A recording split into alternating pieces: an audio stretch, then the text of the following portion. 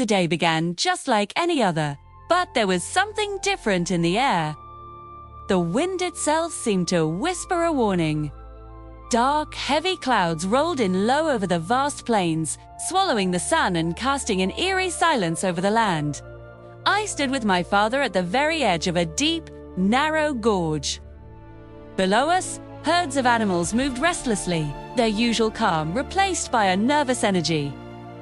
The entire landscape felt tense, as if it could sense an approaching danger that we couldn't yet see. My father narrowed his eyes, his gaze sweeping across the horizon. "The earth is uneasy," he said, his voice low and rumbling. "When the land trembles, danger is never far behind." I was about to ask what he meant, but before I could utter a single word, the ground beneath us shook with a violent, terrifying force. A deep crack split the earth near the gorge, sending a cascade of stones and dust crashing down into the abyss below. From the swirling dust, a thunderous roar erupted. It wasn't the roar of a lion. It was something far larger, far more chaotic. A stampede. A wall of wildebeests, their eyes wide with blind fear, burst from the shadows. They were charging straight for the canyon, a churning, unstoppable river of hooves and horns. "Move!"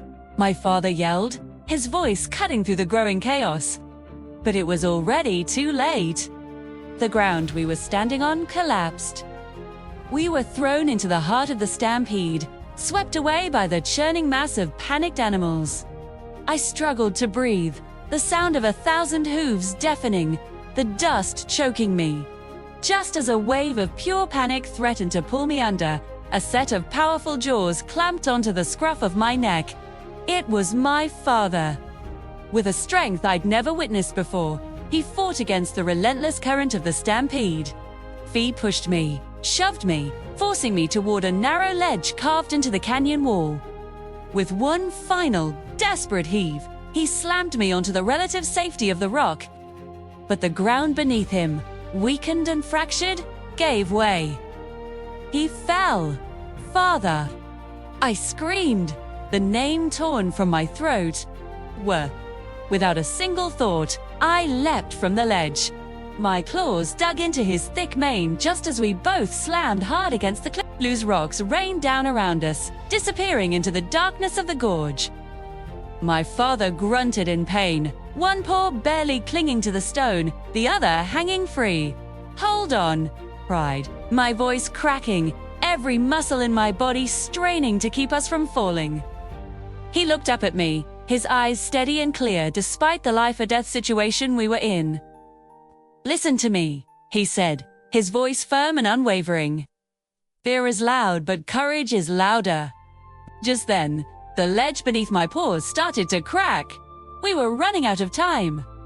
The rock was groaning under our combined weight, and I could feel my grip starting to slip. "You have to let go," he said, his voice calm, but filled with a terrible finality. I stared at him, my heart hammering against my ribs. "Let go!" How could he even say that? "No!" I shouted back. "I'm not leaving you." My muscles screamed in protest, my claws digging deeper into his mane, trying to pull him up, but it was useless. He was too heavy, and I was just a cub. "A king's strength isn't in his claws," he continued, his gaze locked on mine. "It's in his heart. It's in knowing when to fight and when to let go to protect what matters most." He was talking about the kingdom. He was talking about my future. The ledge fractured again, a spiderweb of cracks spreading out from under my paws. A shower of pebbles rained down into the gorge. I could feel the moments slipping away, gravity pulling him down with an unstoppable force. He looked at me one last time, a flicker of pride in his eyes that burned away all the fear. "Be the king I know you are," he whispered. "Sing." And then he did the unthinkable. He relaxed his grip on the rock. For a split second, we were suspended there, between the crumbling cliff and the endless fall. Then, with a final, heartbreaking look, he let go. I watched him fall, his form shrinking into the dust and shadows until he was gone. The only sound was the fading roar of the stampede and the echo of my own scream, which felt like it would never end. I hung there, clinging to the cliff face, my body shaking uncontrollably. The world had gone silent. My father was gone. I don't know how long I stayed there, perched on that ledge. It could have been minutes or hours. The sun began to set, painting the sky in hues of orange and purple, a beautiful, cruel mockery of the ugliness that had just unfolded. The dust settled, the silence grew deeper, broken only by my own ragged breaths. Eventually, my limbs, numb and weak, started to obey me again. I had to get back up. Pulling myself over the top of the gorge, I collapsed onto the ground, exhausted in body and spirit. The land was still, peaceful now. It felt wrong. How could the world look so normal when my entire world had just been shattered? A cold emptiness settled in my chest. I was alone. Truly alone, for the first time in my life. The wise words he had spoken just moments before he fell echoed in my mind. Fear is loud, but courage is louder. What did that even mean now? Courage felt like a distant, impossible concept. All I felt was the crushing weight of loss and the chilling whisper of fear. As darkness fell completely, a new sound reached my ears. It wasn't the roar of a stampede, but the slow, deliberate crunch of paws on gravel. I looked up, and through the gloom, I saw a pair of glowing green eyes watching me. A lean, scarred figure emerged from the shadows. It was my uncle. He approached slowly, his expression a mask of feigned sympathy. "What happened here?" he asked, his voice smooth as silk, but with a dangerous edge I'd never noticed before. I tried to speak, to explain the accident, the stampede, my father's fall. But the words were stuck in my throat, choked by grief. "You." Looked down into the gorge, then back at me, a strange, calculating look in his eyes. "This is a terrible tragedy," he said, circling me like a vulture. "Your father, ... gone, and you, a defenseless cub, all alone." He leaned in closer, his breath hot on my fur. "This land is no longer safe for you. You must run. Run away, and never return." His words hit me like a physical blow. Run. Leave my home. This was everything I had ever known, but the fear he had spoken of was coiling in my gut. He was right. I was alone. I was weak. The memory of my father's fall, the crumbling rock, the terrifying roar of the herd was all too much. Maybe he was right. Nay, maybe the only thing I could do was run. Amen. So, under the cold light of the moon, I did. I turned my back on the plains, on the rock where my father had ruled, on everything I loved. I ran until my paws were raw and my lungs burned. I ran from the memory, from the grief, and from the scarred face and green eyes that had sent me into exile. I didn't know where I was going. I only knew I had to get away. As I disappeared into the wilderness, I didn't see the smile that spread across my uncle's face as he watched me go. His silhouette framed against the moonlit sky as he prepared to claim a throne that was never meant for him. My journey into the unknown had just begun. Thanks for watching. If you enjoyed this story, make sure to like, subscribe, and hit that notification bell so you don't miss what happens next. The Kenyan groaned, a deep, unsettling sound, as if the very earth were alive and in pain. Mufasa, his powerful body tensed, shifted his weight, testing the stability of the crumbling rock beneath his paws. A sharp flash of pain crossed his face, a fleeting grimace he quickly masked. He turned his gaze to his son, his voice a pillar of calm amidst the chaos. "Simba," he said, the word cutting through the rumbling. You must climb." Simba's small frame trembled, his eyes wide with terror. "I'm not leaving you," he shouted back, his voice cracking. Tears streamed down his face, mixing with the dust and grime kicked up by the shifting ground, creating muddy tracks on his fur. Mufasa's voice, usually a source of comfort, hardened with a rare steely edge. "That is not bravery, Simba. That is fear pretending to be love." His words were sharp, a desperate attempt to pierce through his son's panic. Just then, another violent tremor ripped through the canyon. The ledge beneath Simba, already fractured, split completely. The ground gave way, and both lions slid downward in a terrifying shower of rock and dust.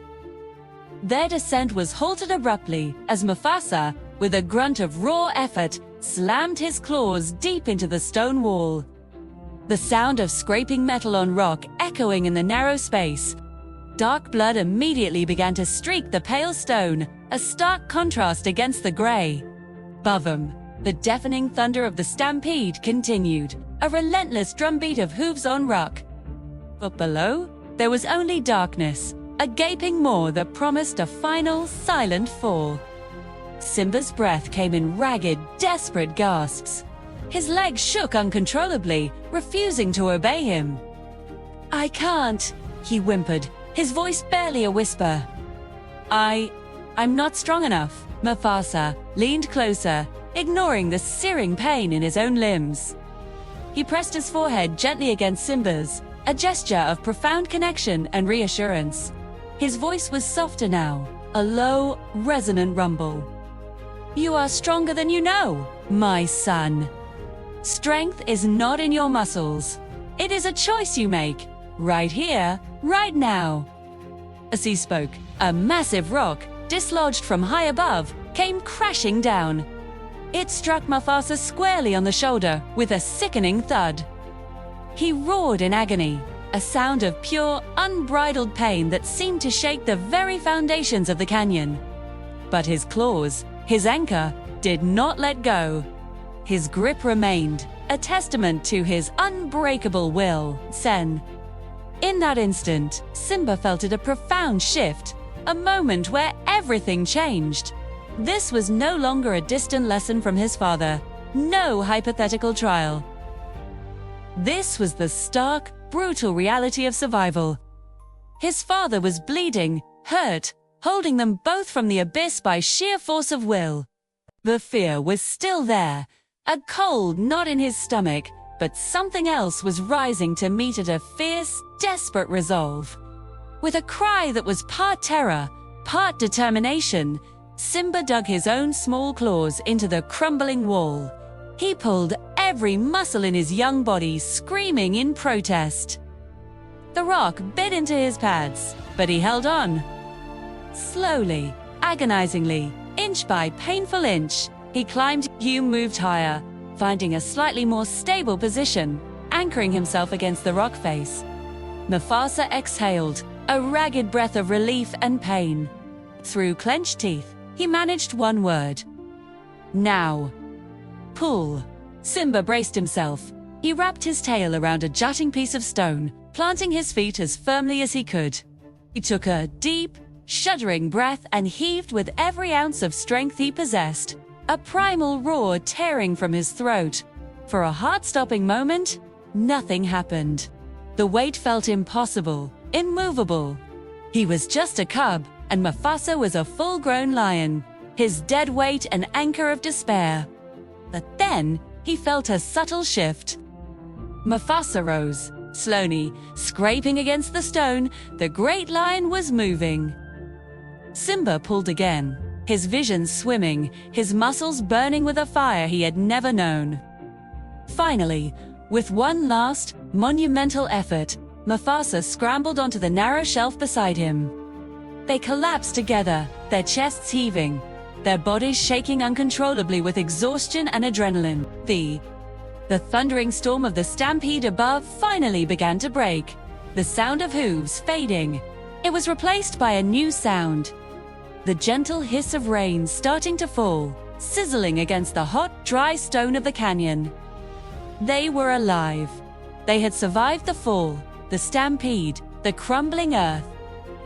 But as they lay there, gasping for breath, they both knew, with a chilling certainty, that the canyon was not done with them yet. The rain was getting heavier, the rocks slicker, and the darkness below still waited patiently. This was only a brief respite in a much longer trial. The true test of their strength and their bond had only just begun. Thank you for watching. If this story moved you, please consider liking this video and subscribing to our channel for more tales of courage and survival. We'll see you in the next one.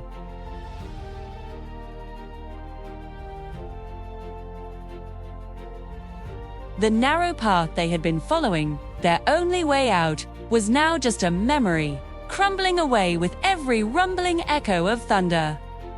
Each step forward wasn't a choice. It was a necessity, forcing them deeper into the canyon's dark embrace rather than toward the open plains.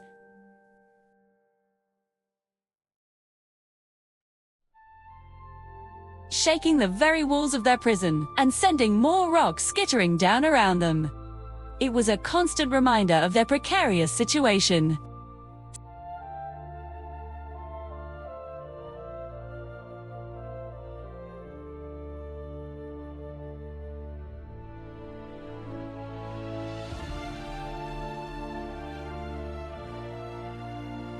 He looked at his father, searching for a solution, for that unwavering strength he'd always known.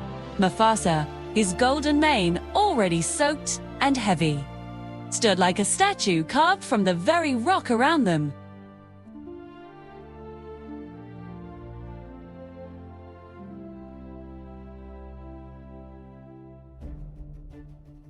There was no debate, no hesitation. Mufasa's word was law, a beacon of certainty in the chaos. They pressed on, deeper into the suffocating darkness of the canyon. The sky, once a brilliant blue, was now a violent canvas of black and purple, offering them light only in brief, blinding flashes. Each flash of lightning revealed their path for a split second, a ghostly, monochrome world of jagged rock and rushing water, before plunging them back into near-total blackness. The air was thick with the smell of wet earth and ozone, and the sound of the storm was a constant, deafening roar. The canyon began to narrow, the walls closing in until they scraped against their sides, their soaked fur catching on the rough, unyielding stone. It felt as if the mountain itself was trying to swallow them whole. Every step was a careful, deliberate placement of a paw, feeling for solid ground in the dark. Simba stayed close to his father, the warmth and sheer size of Mufasa a small comfort against the cold and the fear. The path twisted and turned, a labyrinth with no clear end. Then, suddenly, a new light appeared in the darkness. But this wasn't the cold, white flash of lightning. It was a pair of glowing, malevolent eyes. Then another pair, and another. They flickered in the gloom like hellish lanterns, four too appearing and disappearing, growing closer. The low, guttural sound of laughter, a sound Simba knew all too well. Cut through the noise of the rain, hyenas. They were trapped, just like them. But these hyenas weren't just trapped. They were hungry, their usual cowardice washed away by desperation and the thrill of the hunt. They saw not a king and his prince, but a meal cornered and ready. Instantly, without a word, Mufasa moved. He placed his massive body between Simba and the approaching threat. His magnificent mane, dripping with rain, bristled, making him look even larger, more formidable. His voice was a low, dangerous rumble, a promise of violence. "Stay behind me." It wasn't a suggestion. It was a command forged in the heart of a king sworn to protect his heir. The hyenas fanned out, their cackles echoing off the narrow canyon walls.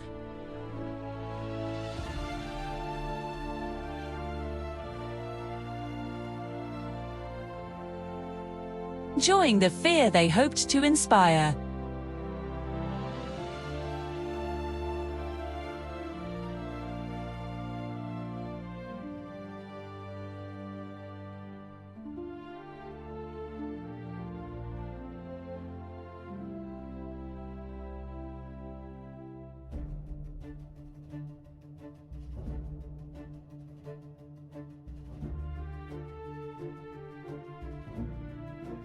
The first attack came with blinding speed. A blur of mangy fur and snapping teeth launched itself from the shadows. But Mufasa was faster. He was not just a king, he was a warrior. He moved with the force of the thunder itself, a powerful swipe of his paw connecting with a sickening crack. The hyena was sent tumbling through the air, crashing hard against the canyon wall before slumping to the ground, whimpering. Okay, the attack had been broken before it even truly began. This was the spark Simba needed. The fear that had been paralyzing him transformed into a burning rage. He didn't wait for another command. He moved, not as a cub playing at being brave, but as a lion. His own lineage and instinct taking over. He mirrored his father's movement, lunging at the next hyena that dared to approach. He was smaller, yes, but he was fast, and his claws, though not as large as Mufasa's, were just as sharp. They fell into a rhythm, a deadly dance they had never practiced, but knew in their very bones. They fought back to back, a fortress of two. Father and son, moving in perfect, unspoken sync. Each one guarded the other's blind side, a seamless display of instinct and trust. When one struck, the other covered. When one was threatened, the other responded. The narrow confines of the canyon became an arena. Claws clashed against teeth, the sharp metallic sound ringing out over the storm. Rain and blood soaked their fur and the canyon, already echoing with thunder, now echoed with the furious roars of lions and the panicked yelps of hyenas. For a moment, it seemed they were turning the tide. The hyena's initial confidence was wavering, replaced by the primal fear of a predator who has misjudged its prey. But desperation makes creatures reckless. One hyena, seeing an opening, ignored the king and lunged for the prince. It was a desperate, suicidal move, aimed at Simba. Mufasa saw it. There was no time to intercept, no time to counter. There was only time to react. In a selfless act of pure fatherly instinct, he threw himself in the path of the attack. He took the blow meant for his son. The hyena's teeth, sharp and dirty, sank deep into Mufasa's powerful front leg. A roar of agony tore from Mufasa's throat, a sound that made Simba's blood run cold. Seeing his father wounded, seeing his father in pain because of him, ignited something primal in Simba. All fear, all hesitation, vanished, replaced by a pure, unadulterated fury. With a roar that sounded shockingly like his father's, he slammed his entire body into the hyena latched onto Mufasa's leg. The impact was brutal. He drove the creature away, sending it tumbling back into the pack, its jaw broken. Mufasa staggered, his wounded leg buckling for a second. But he did not fall. He stayed standing, his presence as immense and unshakable as ever. Drawing in a deep breath, he unleashed a roar that was more than just a sound. It was the embodiment of his power, his authority, his fury. Enough. The single word shook the canyon to its foundations. It was the voice of a true king, a sound that promised utter annihilation. The hyenas froze. Their hunger, their desperation, all evaporated in the face of that sound. They looked at the wounded but unyielding king, at the furious prince standing beside him, and they saw not prey, but their own demise. The pack broke. They turned and fled, tripping over each other in their haste to escape, their mocking laughter replaced by whimpers of terror. They vanished back into the darkness from which they came. Silence descended, sudden and complete. The only sounds were the steady patter of the rain and the heavy, ragged breathing of two lions. The adrenaline began to fade, leaving behind the throbbing ache of battle. Simba rushed to his father's side. His eyes fixed on the deep, bleeding wound on his leg. "You're hurt," he said, his voice filled with worry and guilt. Mufasa looked down at the wound, then back at his son. A faint, tired smile touched his lips. He reached out and rested his head against Simba's for a brief moment, a gesture of comfort and pride. Pain reminds us we survived. In the dark, wet canyon, surrounded by the remnants of their fight, these words were a lesson more powerful than any other thing. It wasn't about avoiding pain, but about enduring it, about standing tall even when you've been wounded.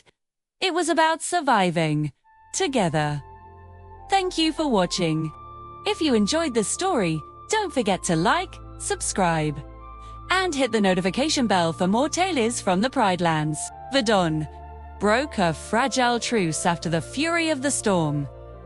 As the first light spilled into the canyon, it painted the wet stone in shades of gold and gray, revealing a narrow exit that led back to the open plains.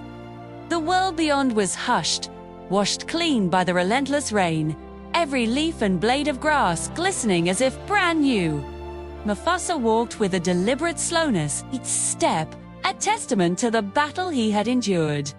His muscles ached, his body was bruised, but his head remained high, a crown of resolve upon his weary shoulders. Beside him, Simba stayed close, a small, loyal shadow matching his father's every stride.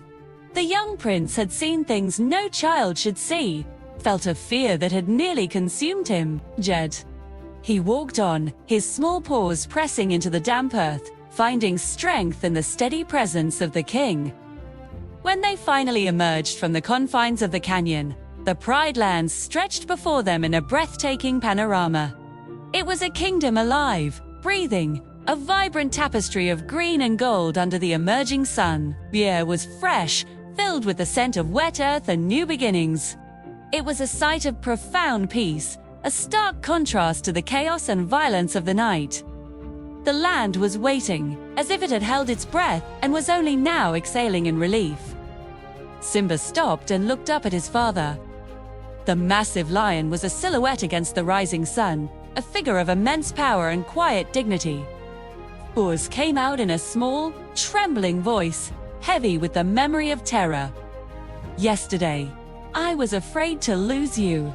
He wasn't just talking about the physical threat. He was talking about the fear of a world without his anchor, his guide, his hero. Mufasa looked down, his amber eyes soft with an understanding that transcended words. He lowered his great head and rested it gently against Simba's thigh. The contact was warm, reassuring, a silent promise of presence and protection. And today, Mufasa's voice was a low, resonant rumble. You learned something greater than fear. Simba leaned into his father's strength, the wild thumping of his own heart beginning to steady. He thought of the desperate fight, the moment he had stood with his father against overwhelming odds, the feeling of their roars mingling into one. He nodded, a flicker of new understanding in his young eyes. That kings don't stand alone. A gentle smile touched Mufasa's lips, a rare and precious sight. No, he corrected softly, his gaze sweeping over their shared kingdom. Kings rise together. 2. It was a simple truth, yet it settled deep within Simba's soul. A king wasn't just a solitary figure on a rock. A king was part of something larger. A family, a pride, a circle of life. Strength wasn't about individual might, but about the bonds that connect us, the shared struggles that forge us. It was about standing shoulder to shoulder, not just in victory, but in the face of despair. Was about rising, not as one, but as many, united in purpose. As the sun climbed higher, its golden rays warmed the earth, touching the patches of ground where blood and rain had mingled. The Pride Lands had borne witness to countless battles over the long ages, cycles of conflict and peace etched into its very soil. It had seen kings rise and fall, challenges met and overcome. But perhaps none of its memories held a power quite like this one. The day a father and son, faced with certain doom, refused to die apart. They had chosen to stand together, to fight together, and ultimately, to survive together. From that day forward, something fundamental shifted within Simba. He still had the playful heart of a cub, the boundless curiosity that got him into trouble. But now, he also carried a fire in his heart. It wasn't the destructive fire of rage or the reckless fire of ambition that had driven his uncle's Scar. It was a different kind of flame, a steady, enduring light. It was the fire of survival. This fire was forged in love and tempered by loss. It was the understanding that true strength came from connection, that courage wasn't the absence of fear, but the choice to act in spite of it.